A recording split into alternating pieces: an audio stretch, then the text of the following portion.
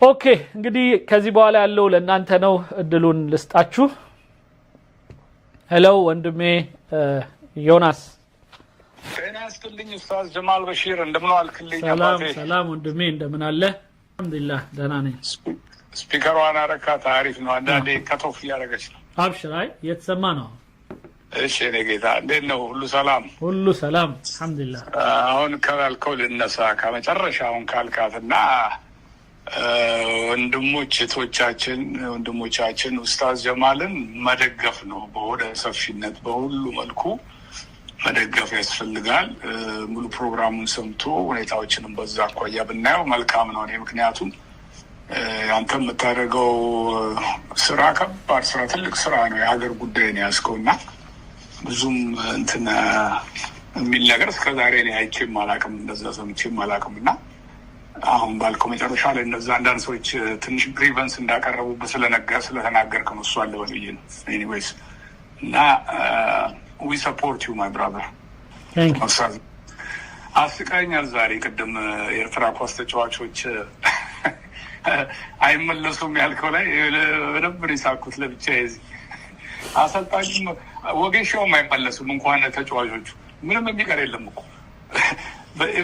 ወጌሻውማ ማንን ሊያክም ይመለሳል የሚታከሙት እዛ ቀርተዋል ብለው ነው እሱ ማናቸው በቃ የኛም ትንሽ ይቀሩ ነበር ግን ከነሱ አይመስልም ያው ስለዚህ ኤርትራ እንግዲህ ጥሩ ነው አሁን ብዙ ነገር ተነስቷል ዛሬ ደስ የሚል ነውና ግን ኤርትራን አንድ በተመለከተ አንድ እንደው ሀሳብ አንዳንድ እነሱ የሚያደርጉት ነገር እቺ ብልጣብልጥነቷ ደስ ከማተለይ ነገር አንዷ ኤርትራ ኢትዮጵያ ጋራ ኤርትራ የግል የምትላካሄዳለቻቸው አንዳንዴ ብዙ ነገር ከኛ ይፈልጋሉ ብዙ ነገር ከኛ ይፈልጋሉ ገባ እኛ ግን አንድ እንኳን ነገር ወደብን እንኳን በስርዓቱ ለመጠቀም እንኳን ለዘመናት ሲጠየቁ የለም ያ ነገር እኛ ህዝብ ለህዝብ እንዳል ትናንትም እንዳነሳ ነው ፍቅርነን ተዋልደናል ምን ተብለናል ያንን እንኳን ባገናዘበ መልኩ እንትን አይልም አያዩትምና ትንሽ ከባድ ነው ለቁም ነገር እኛ ብቻ ተፈላጊነታችን ሁሉ ለቁም ነገር ላይ ነው እነሱ ደግሞ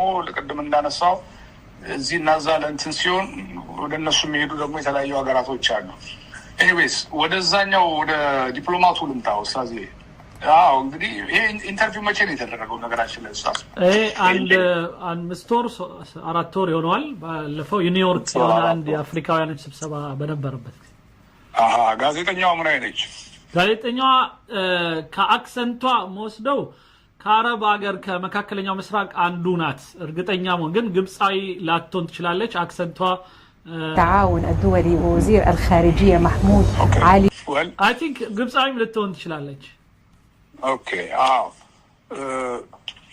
Very interesting. እንግዲህ ሰውየው በጣም አንተም ብለዋል የቀድሞ የውጭ ጉዳይ ሚኒስትሩ obviously ያው አሁን አፍሪካ ህብረት ሊቀመንበር ከሆነ በኋላ እንደሆነ ግልጽ ነው ግን እኔ መቼ ነው ያልኩ እቺ አሁን ሪሰንትሊ ስናወራት የነበረችው ቶፒክ ጅቡቲኛ ላይ ያለው ምናምን የምናወራው ከሱ ጋር የተናበበ አይደለም ምክንያቱም ይሄ ቀደም ብሎ እንደሆነ ነው የሚያሳየው ሰውየው ልክ ነው ከሱ በፊት ከዚህ የጅቡቲ ግርግር ከመምጣቱ በፊት ነው አሁን ውስጥ የሚጠቃቀሙት ነገር ሊኖር ይችላል ይሄንን ምንም መጠርጠር ማያስፈልግ ማለት ያስፈልግ ናይቭ መሆን አያስፈልግም ኡስታዝ የአንድ ሀገር ሰው በስልጣን ላይ ሲወጣ ኦፍኮርስ የአፍሪካ ህብረት ሊቀመንበር ሲሆን ለአፍሪካ ህብረት ነው ነገር ግን የእሱ ኢንፍሉዌንሻልነቱን ደግሞ መዘንጋት አያስፈልግም የጅቡቲ የቀድሞ የውጭ ጉዳይ ሚኒስትር ስለሆነ በውስጥ ከመሪዎቹ ጋር ሊያደርገው የሚኖር ነገር ይኖራል እኛም የምንጠቀመው አሰራር ነው እኛም ከሁሉም ሰዎች ለምሳሌ የኢጋድ ሰው አሉ አይደለ ቱርክ ነገበየው ምናምን እና አንዳንዴ የውስጥ እንትኖች ይኖራሉ እሱን ግን ቬሪ ዲፕሎማቲክ እና ቬሪ ኢንተሊጀንት ሰው እንደሆነ ግልጽ ነው ሰውየው ሲናገር አርቲኩሌት ነው የሚናገረው ነገር በጣም ለክቶ ነው የሚናገረው እንደውም እሷ አንዳንድ ጥያቄ ላይ ፕሬስ ስታደርገው ስለ ግብጾቹ ኢንዳይሬክት ወደ መንገድ ሲመልስ ሰምተዋል ከደም ብላል ማልጠራ ማለት ግን በደንብ ነው አነቁሯል በደንብ በጣም ዲፕሎማቲክ ሰው ነውና የሀገሩን ኢንተረስትም በጠበቀ አይነት ሁኔታ ነው የሚናገረው ገብቷል የአፍሪካ ምንትን ቢሆን እና እኔ ደግሞ ምን አሰብኩኝ መሰለህ አሁን የኛን ደግሞ ሳስበው ወደኛ የኛን ዲፕሎማቲክ ምናምን ስታስበው እኛ ድሮ በጣም የሚገርም ነገር ኡስታዝ ዛሬም ትናንትናም ሳይ ነበረና የኛ ዲፕሎማቲክ ኮሚኒቲ ትንሽ አሁን ላላ ያለበት ነገር አለ፣ የሚሰሩበትም ነገር አለ። ባላንስ ነው እንጂ ኮምፕሊትሊ ላልቷል ልል አልችልም። ጥሩ ነገርም አያለው፣ ግን እንደው የድሮዎቹን ባየሁበት አንዳንዴ ሳስብ ለምሳሌ እነ ዶክተር ምናሴ ኃይሌ ሲባል ሰምተህ ታውቃለህ አይደለ? የውጭ ጉዳይ ሚኒስትር የነበሩት አንድ ጊዜ የሊቢያ እንዲሆነ ወጣጤ የሆነ ሰውዬ ሊቢያ ከአፍሪካ ህብረት ከኢትዮጵያ ይነሳ ብሎ በ1960ዎቹ ነው እንግዲህ እኛ በዛ ሰዓት ባልተወለድንበትም ጊዜ ነው። ግን እንዴት አድርገው እንደተከራከሩ የእሳቸውን ኢንተርቪው ብትሰማ በቃ ነበሩ። የእሳቸውም ጥሩ ነው። የመለስ ዜናዊም ክርክር አይተው ከሆነ በጣም ትልቅ ቆንጆ ነው። በጣም ብያለሁ እኮ ባለፈው ሳወራ አይ ጊቭ ሂም ክሬዲት ፎር ዳት እኮ እሱ ምንም ጥያቄ የለውም። እዛና ህዳሴ ግድቡን አንስቼልሃለሁ። እሱም ድንጋይ ማዕዘን ድንጋዩን ያስቀምጠው እሱ ነው። ከዛ ደግሞ የአፍሪካ ህብረትም ወጥሮ የተከራከረው እሱ ነው። መቼም ያጠፋንን ያህል ያው አይ ጊቭ ሂም ክሬዲት። እኔ እንደዛ ነው የማምነው። ሌሎቹም ደግሞ እነ ከተማ የፍሩንም ስታይ እነ አምባሳደር ዘውዴ ረታ እነ ኮኔ ጎሽ ወልዴ ታዬ አጽቀሥላሴ ራሳቸው በህወሓት ዘመን የነበሩ ትልቅ አምባሳደር ነበሩ ካሊፎርኒያ እዚህ ኒውዮርክ ነው ካሊፎርኒያ ኤምባሲ ነበረ እኮ ያኔ ካሊፎርኒያ እሳቸው እዛ ነበሩ። በጣም በተፈተነ ከባድ በነበረበት ሰዓት ያኔ አምባሳደር መሆኑ ማለት አስበው። በህወሓት ዘመን እኮ በየሳምንቱ ሰላማዊ ሰልፍ ነበር። እዚህ የማይደረግ ነገር የለ። ያኔ በጣም ነበር እንትን አጌንስት ነበረን እና እሱ እና ጥሩ ነው ሰውየው ግን በሂደት የምናየው ነው። ሌላው ደግሞ እንደው ሳላነሳው አላፍ ብዬ ነበር ሰሞኑን ከምናወራው አኳያ የእስራኤል ውጭ ጉዳይ ሚኒስትር ኢትዮጵያ እንደመጣ ሳይ ነበር እና ትንሽ እዛ ላይ ደስ አለኝ። ያው ምክንያቱም እያወራሁት ነበር ደጋግሜ እኔ ስለ እስራኤል እያነሳው ስለነበረ ካለው ከነባራዊ ሁኔታ መሬት ላይ ካለው ግብጾች ከሚኮሰኩሱን አኳያ ያ ጉብኝት የሆነ መልእክት ይኖረዋል። ገብቷል። ጥሩ ነው። ኦልዶ ጉብኝቱ አግሪካልቸር ላይ ምናምን ላይ ነው ቢባልም ወዘተ ብሎታል። ሌላም ብለዋል። ያው የጦርም ነገር እንደሚነሳ የታወቀ ነው። ሚሊተሪም ነገሩ ውይይት ይኖራል የሚል እምነት አለ። ኢትዮጵያ የዲፕሎማት ውስጥ አለችበት። አሁንም እኮ ጥሩ ነው እነሱ እያደረጉ ደግሞ በማግስቱ የኢራን ደግሞ መጥተው ነበር። አየህ የኢራን ደግሞ መጥተው ደግሞ በፖሊሱ ኤሪያ ነው በፖሊስ ፌዴራል ፖሊስን በማዘመን ምናምን በማዳበሪያ ደግሞ በሚባል በዛም ዙሪያ ደግሞ ከኢራን ኢማጅን እንግዲህ ሁለት ባላንጣዎችን እኛ አስተናግደናል ማለት ነው። አየህ ዲፕሎማቲካሊ ጥሩ ነው። ኢትዮጵያ እንትን ማለት አንችልም፣ ይደክማል ማለት አንችልም። ግን በእንደዚህ በግብፅና በጅቡቲ ዙሪያ በዛ አካባቢ ዙሪያ ላይ ትንሽ ጠንከር በነገራችን ላይ ግብፅና ኢራን ስምምነት የላቸውም። ብዙ ጊዜ ግብፅና ኢራን የላቸውም፣ የተለያዩ ናቸው። እነሱ ሁለት የተለያዩ ናቸው ኮምፕሊትሊ። አሁን ደግሞ እኮ የእስራኤልና ኢራን ነው የመጡት። እንግዲህ አስበው። እኛ ግን ተፈላጊነታችንና ኢምፖርታንሳችንን ታየዋለህ። ገብተዋል። ልክ ነው። እንደገና ደግሞ አሁን ደግሞ ሱዳን ደግሞ ዛሬ ደግሞ የሰማሁት ደግሞ ሱዳን መልሶ ደግሞ የእኛን እርዳታ እንደፈለጉ አይነት ደግሞ ዜና ሰምቻለሁ። እንግዲህ ተመልከት። ሰሞኑን ወደዛ ሲንቀጨቀጭ ነበር አልቡራን። አሁን ደግሞ አዳጋሎ ደግሞ ትንሽ ጉልበቱን ሲያሳየው ነው መሰለኝ። እንደገና አሁን እዚህ ላይ ነው ቆፍጠን ብለን እኛ የትናንት ያወራ ነው ሞኛ ሞኝነት በቃ ከእንግዲህ ወዲህ ጥቅምና ጥቅማችንን ባስከበረ መልኩ ነው በቃ መንቀሳቀስ ያለብን። ኢትዮጵያን በዛ ቢደረግ በዲፕሎማሲ ዙሪያ በጣም ወሳኝ ነገር ነው ኡስታዝ። ለምን እኛ ልስልስ እንላለን?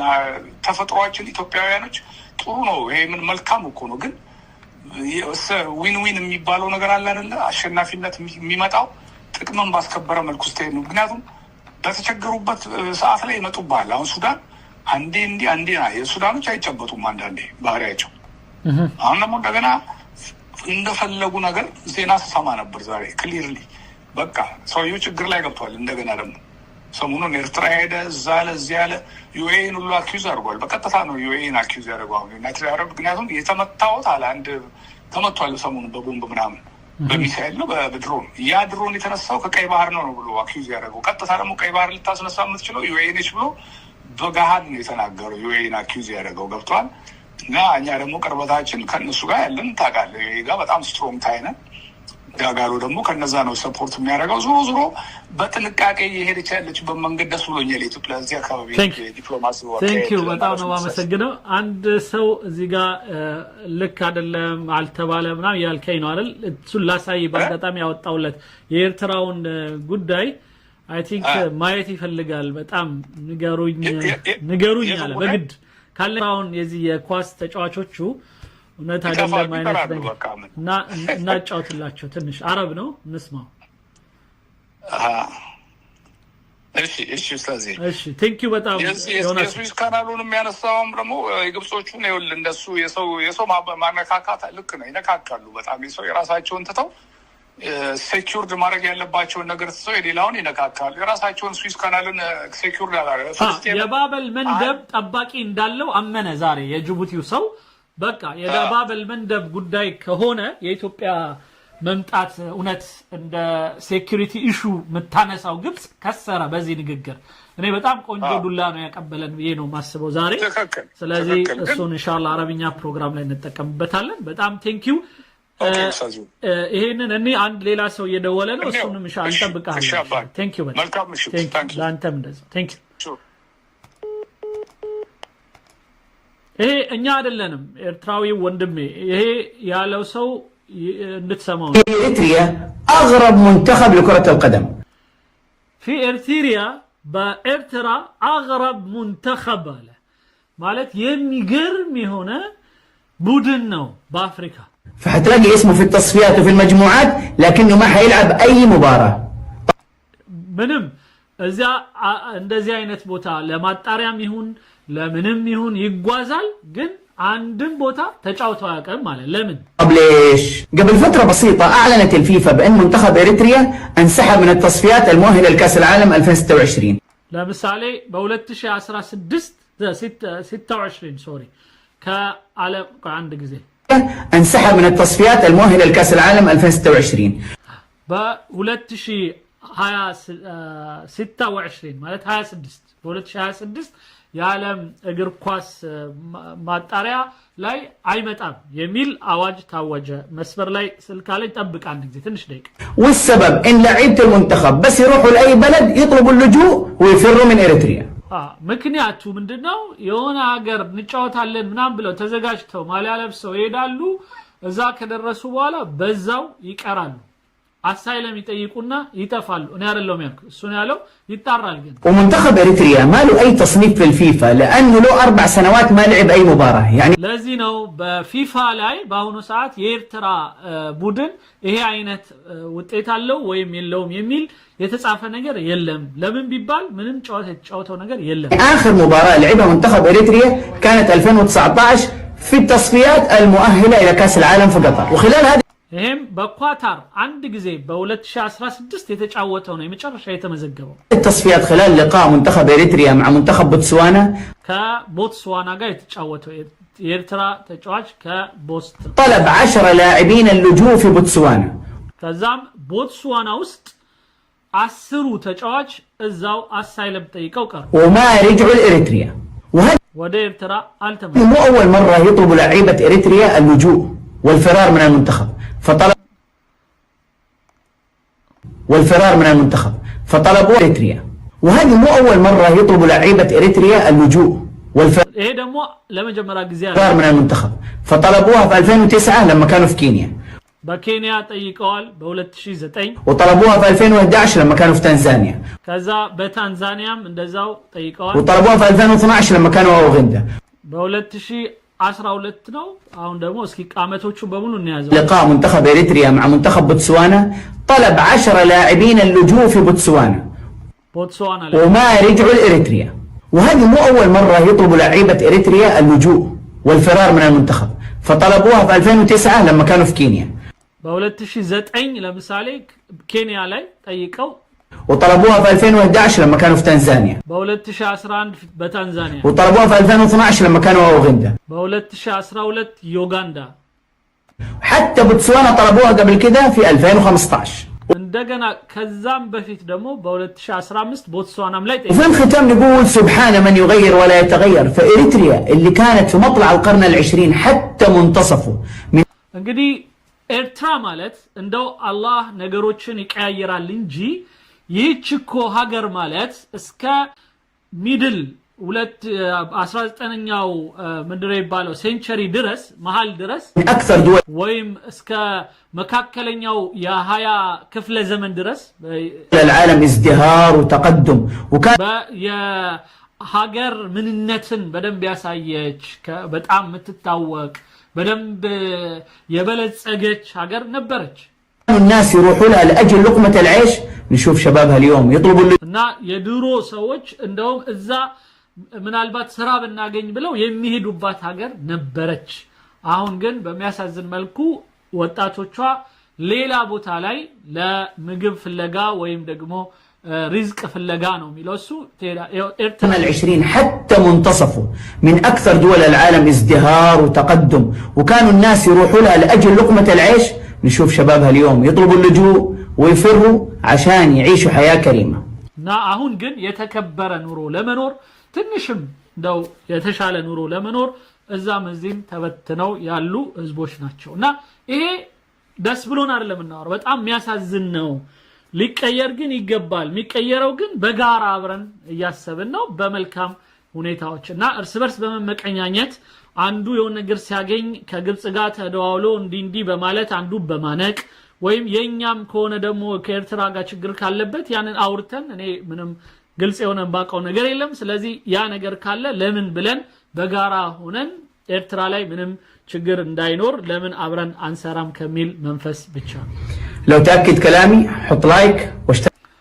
እንግዲህ ጋሼ መሐንዲስ ፋሲል እንደምናሉኝ ተከታተል ነበርና የኤርትራኖቹን ኳስ ተጫዋቾች አሳይለም መጠየቅ ስታወራ አንድ ነገር ትዝ ያለኝ አሁን እንደዚህ ከቀጠለ ኢሳያስ አፈወርቂ ራሱ ውጭ ከወጣ አሳለም ጠይቆ እዛው ነው የሚቀረው የሚመለስ አይመስለኝም አይ ዶንት ኖ ያ እሱማ ማንን ፈርቶ እንትን ይላል የተገኘችውን እዛው ምንም በልቶ ይኖራል እስካሁንም እሱ ታጋይ ነው ግን ችግሩ ህዝቡ ነው እንጂ ህዝቡን አፍኖት እዛ አንተ ብቻ ይውጣ ህዝቡ ከዛ በዛው ይቀራል ይሄ ነው ችግሩ አይ ነው እሱ ነው የሚያሳዝን እኮ ምንድነው ዲክታቶሮችማ የራሳቸውን ነገር አስመጥተው ይበላሉ ከየትም ቢሆን እሱ እውነትን ነው እሱ ሁልጊዜ ገንዘቡና ጉልበቱ ያው ስልጣኑ በእጃቸው ስላለ ምንም ችግር የለባቸውም ያው እኔ አንዳንድ ጊዜ ይበላቸው ላለው ለምን የፈለጉት ነፃነት ይኸው አገኙት እንግዲህ ነፃነት ብለው ነው ከኛ ጋር ጥለውን ሄዱት ወይ እንግዲህ አሁን ነፃነቱን ተጎናጽፈውታል ይቀጥሉበት እኔ ብዙ ኤርትራን ጓደኞች አሉ አብሮኝ የተማሩ ግሪክ ሀገር እያለው የተማሩ ጓደኞች ነበሩኝ ኤርትራኖች በእናንተ እንደምትለው እኔ ከህዝቡ ጋር ጥላቻ የለንም ማንንም እኛ ህዝብ አንጠላም ምንም አይነት ጥላቻ የለንም አንድ ኤርትራዊ ኢትዮጵያዊ ጅቡቲ ሶማሌ አራቱን አምስቱን በተራ በታቆማቸውና አንዱን ፈረንጅ ማን ነው ይሄኛው ኬት ነው ብለ ቢጠየቅ አያውቀውም ሁላችንም እንመሳሰላለን በሃይማኖትም በቋንቋም በሁሉም ተያያዘን ነው ግን ራሳቸው የቆፈሩት ጉድጓድ ስለሆነ ራሳቸው እንትን መልሰው ዘክተው እጃቸውን ያውጡ ምንም ማድረግ አንችልም ግን ጥፋቱ እኛም አብረን ከነሱ ጋር ተጓተትን በዚህ በአሰብ ጉዳይ ሌላው ደግሞ ይሄንን የጅቡቲን ናውን የዚህን አፍሪካን ህብረት መሪ ስሰማ ለኢትዮጵያ ጅቡቲ በኪራይ